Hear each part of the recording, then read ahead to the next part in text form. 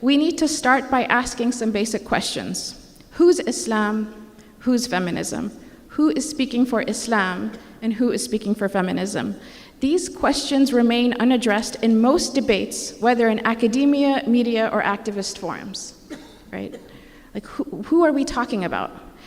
Now, as far as who's feminism, just doing a basic search, and this is not, I'm not a gender studies major, but just doing some basic research on it, I found at least 29 different forms. There's Amazon feminism, anarcho-feminism, cultural feminism, difference feminism, ecofeminism, equality feminism, essentialist feminism, feminazism, feminism and women of color, first feminism, fourth feminism, French feminism, lesbian feminism, liberal feminism, Marxist socialist feminism, material feminism, moderate feminism, pop feminism, post-colonial feminism, and there are more. So when we say, like, what do you mean by feminism? They literally have no ijma about anything. There's no consensus. There's no, like, this is what we're about, that all of them will say, yeah, that's what we're about. Because there's a difference of agreement within that movement. And that's there, and they acknowledge it. One of my teachers used to say, beware of plastic words. And a plastic word is a word that means a different thing to every person who uses it. Not that it evokes different emotions, but it actually, like, denotes something different according to the person who uses it.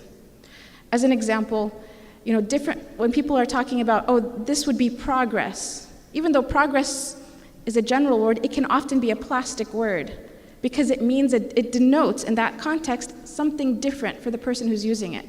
So it's good to actually spell out what it is a person is advocating, specifically, right? With feminism, it's become like that. It's become a word that you actually cannot define definitively, and there are many definitions. Of them, one of the things that the author, the researcher in the Forbes magazine mentioned was that faith-based communities have a problem with the word equal. Now, we as Muslims believe that spiritually, we're all created equal. We recognize that. On a spiritual level, we were created equal. But it might be a little taboo to say this, but we also believe that Allah has privileged both genders. There is male privilege, and there's also female privilege.